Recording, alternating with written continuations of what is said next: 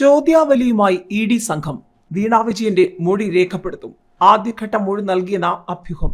കരിമണൽ കമ്പനിയായ CMRL ഉൾപ്പെട്ട മാസപ്പടി കേസിൽ എക്സാലോജിക് കമ്പനി ഉടമ വീണ വിജയന്റെ മൊഴി രേഖപ്പെടുത്താൻ ഒരുങ്ങി എൻഫോഴ്സ്മെന്റ് ഡയറക്ടറേറ്റ്.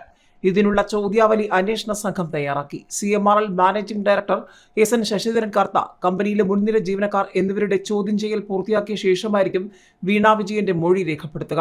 വീണ വിജയന്റെ ആദ്യഘട്ട മൊഴി രേഖപ്പെടുത്തൽ 2 ആഴ്ച മുൻപ് ഇഡിയുടെ ചെന്നൈ ഓഫീസിൽ പൂർത്തിയാക്കിയെന്ന റിപ്പോർട്ട് സ്ഥിരീകരിക്കാൻ കൊച്ചിയിലെ അന്വേഷണ സംഘം തയ്യാറായില്ല. ഇഡി ന്യൂഡൽഹി യൂണിറ്റിൽ ജോലി ചെയ്യുന്ന മലയാളി ഉദ്യോഗസ്ഥൻ വീണ വിജയനെ ചെന്നൈ ഓഫീസിൽ വിളിച്ചു വരുത്തി മൊഴിയെടുത്തതായി തമിഴ് മാധ്യമങ്ങൾ റിപ്പോർട്ട് ചെയ്തിരുന്നു. IT സർവീസ് കമ്പനിയായ എക്സാലോജിക്കിന്റെ അക്കൗണ്ടിലേക്ക് CMRLന്റെ അക്കൗണ്ടിൽ നിന്ന് 1,72,00,000 രൂപ പലപ്പോഴായി നിക്ഷേപിച്ചത് സംബന്ധിച്ച അന്വേഷണമാണ് ഇഡി നടത്തുന്നത്.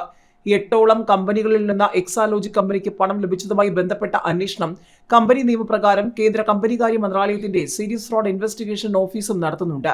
ഇതിനിടയിലാണ് കള്ളപ്പണം വെളുപ്പിക്കൽ നിരോധന നിയമപ്രകാരം ഇഡിയും അന്വേഷണം തുടങ്ങിയത്. എക്സാലോജിക് CMRL അനധികൃത പണമിടപാട് കേസിൽ ഇഡിയുടെ അന്വേഷണവും നടപടികളും സമൻസും ചോദ്യം ചെയ്ത CMRL managing director SN Sasidharan Kartha, കമ്പനി ഉദ്യോഗസ്ഥർ എന്നിവർ നൽകിയ ഹർജികൾ ഹൈക്കോടതി വേനൽ അവധിക്ക് ശേഷം പരിഗണിക്കാൻ മാറ്റി. ഇഡിക്ക് അന്വേഷണം നടത്താനുള്ള അധികാരമില്ലെന്ന് ചൂണ്ടിക്കാട്ടിയാണ് ഹർജി. ഹർജിയിൽ സത്യവാങ്മൂലം നൽകുമെന്ന് ഇഡി അറിയിച്ചു. രേഖകൾ നൽകുമെന്നും ഹർജിക്കാരും അറിയിച്ചിട്ടുണ്ട്.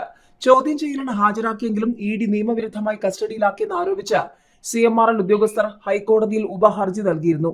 ജസ്റ്റിസ് ശോഭ അന്നമ്മ ഈപ്പനാണ് ഹർജി പരിഗണിച്ചത്.